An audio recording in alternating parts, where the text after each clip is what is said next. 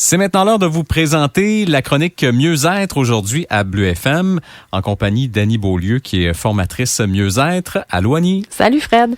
Annie, aujourd'hui à la chronique, on va essayer de trouver des façons de rester zen dans un monde où parfois la folie règne en maître, on va le dire comme ça. Hein? Oui. Donc, oui. c'est pas toujours facile. C'est pas toujours facile. Des fois, on a l'impression que le monde nous submerge ou qu'on n'a pas vraiment de contrôle sur qu'est-ce qui se passe autour de nous.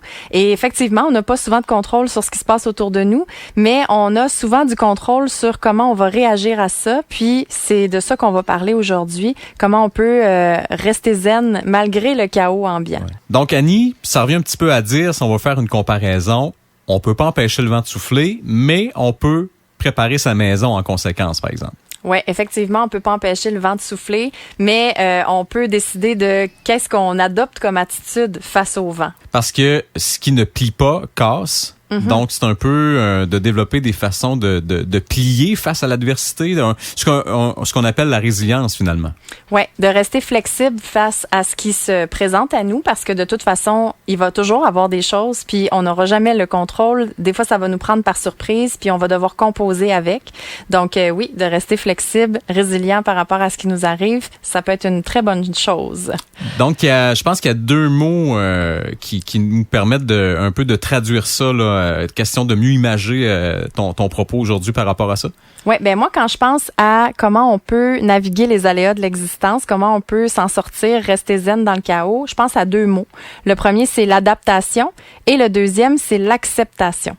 Et si je définis le premier, l'adaptation, en fait, c'est de s'ajuster ou de modifier ses comportements ou ses réactions face à des changements dans le milieu.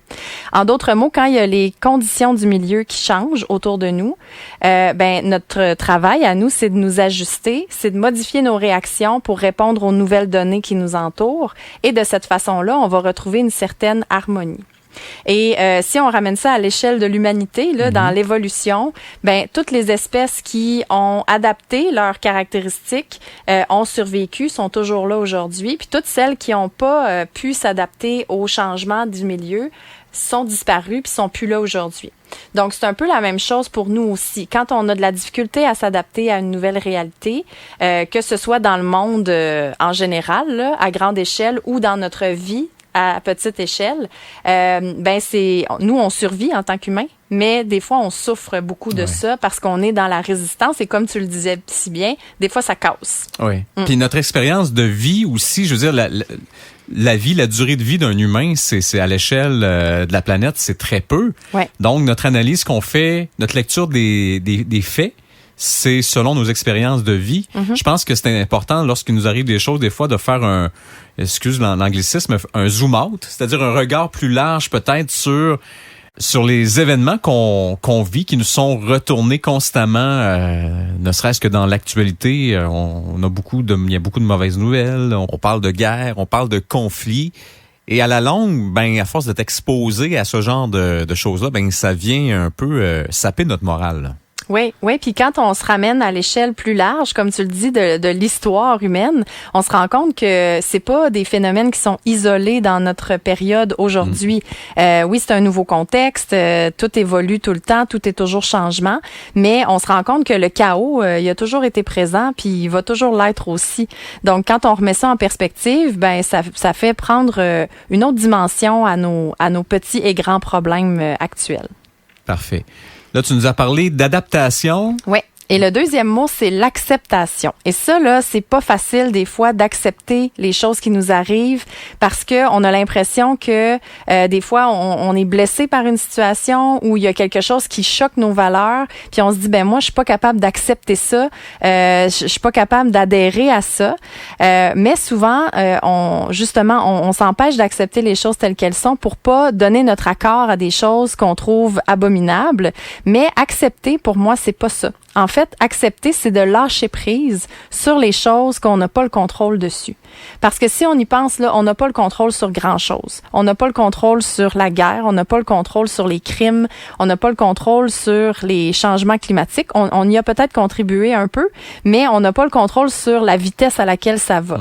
Ouais. On peut quand même poser des actions de façon collective qui peuvent faire une différence. Oui. Mais on peut pas, dans le sens que tu le dis, c'est qu'on peut pas porter le poids de l'humanité sur nos épaules là, en tant que simple individu dans le fond. Là. Exactement. On n'a pas le contrôle là-dessus. Puis même à l'échelle de notre expérience de vie, on n'a pas le contrôle sur les événements qui nous arrivent. Des fois, la vie nous dépose ce que j'appelle des cadeaux mal emballés, sous forme de maladie, sous forme de perte d'emploi, sous forme de séparation. On choisit pas toujours ça. Mais par contre, quand on accepte les choses telles qu'elles sont, on se remet en contact avec notre pouvoir de choisir. Et quand on se met en contact avec notre pouvoir de choisir, ça nous donne la possibilité de choisir quelle réaction je vais avoir par rapport à ce qui m'est proposé.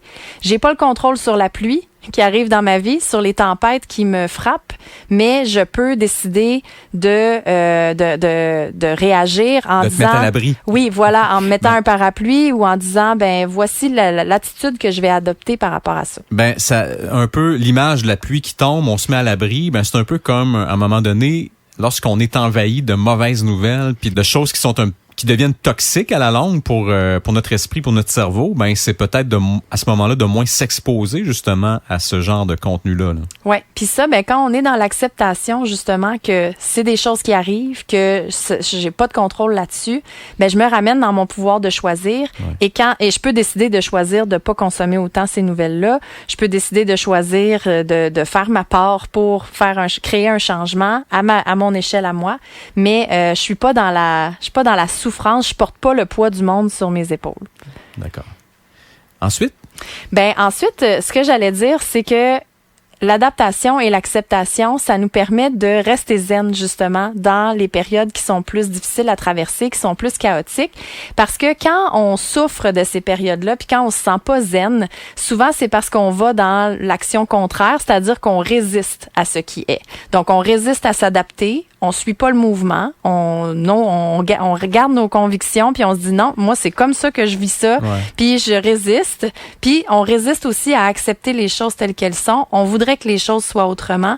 Puis ça cause beaucoup de souffrance à l'intérieur de nous. J'aimerais quand même que tu fasses une distinction, Annie, parce que dans la tête de certaines personnes, peut-être que si on dit accepter et de ne pas résister, ça veut dire aussi baisser les bras et c'est pas dans ce sens-là. Là. Non, c'est pas dans ce sens-là. Des fois, on peut accepter une situation même si on n'est pas d'accord avec elle, puis ce n'est pas abandonner ses convictions ou ce n'est pas abandonner en disant regarde, je peux rien faire donc j'abandonne.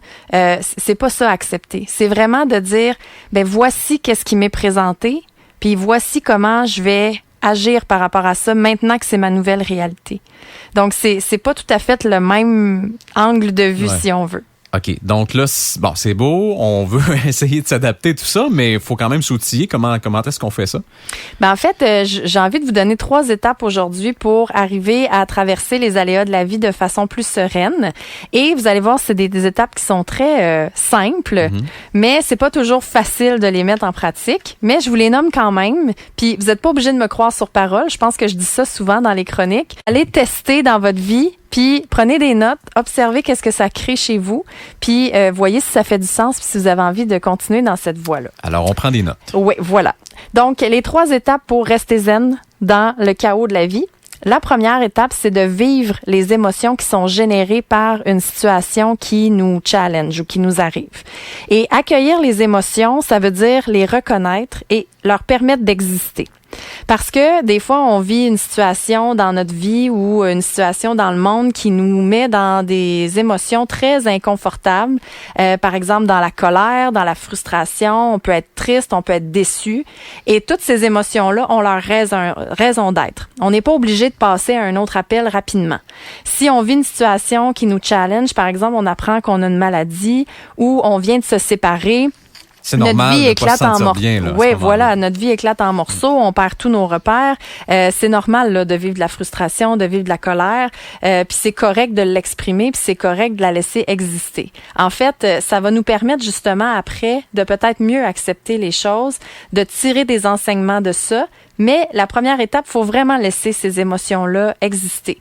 Puis ça peut exister une journée, ça peut exister une semaine, ça peut exister un mois, ça peut exister une année. Ça dépend de chacun. Ça dépend de la situation aussi qui nous arrive, de qu'est-ce que ça fait résonner en nous, dans nos expériences passées. Mais c'est une première étape dans le processus d'adaptation et d'acceptation, de laisser exister les émotions qui montent. Parfait. La deuxième étape, c'est se demander si on a le contrôle là-dessus ou non. Donc, est-ce que j'ai le contrôle sur qu'est-ce qui m'arrive puis qui me met dans cet état-là ou si j'ai aucun contrôle? Si la réponse est oui, ben c'est quoi les actions que je décide de mettre en place pour me sortir de ça de la meilleure façon pour moi? Et si la réponse c'est non, ben je lâche prise et après ça, je me remets dans mon pouvoir de choisir c'est quoi l'attitude que je décide d'adopter par rapport à cette nouvelle réalité-là qui me foudroie là puis qui me surprend aujourd'hui. OK. Donc, c'est ça. C'est ça, les 3 étapes. J'ai nommé le 2 et le 3 en même temps, okay. Mais c'est vraiment de vivre les émotions qui sont en lien avec la situation, de se demander, j'ai-tu le contrôle là-dessus ou non? Puis après ça, de choisir quelle attitude on va adopter par rapport à ça. Parfait. Ben, je pense qu'on a quand même une bonne boîte à outils là, avec ces 3 points-là. Donc, puis de dire aussi, peut-être d'arrêter de penser que c'est pas normal, tu sais, de vivre des émotions comme de la colère, de la peine, tout ça, un deuil, parce que de plus en plus, des fois, on sent que la société nous presse à se dépêcher de vivre un deuil. Tu sais, bon, on perd quelqu'un de cher, ben là, faut retourner travailler, mais faut prendre le temps de vivre notre peine. Et en 2023, on dirait des fois, c'est difficile de trouver du temps pour justement vivre à fond ces émotions qui sont des émotions qui sont normales. Oui, qui sont tout à fait normales. On vit dans une société qui va vite, hein. Puis faut aller vite aussi à aller bien.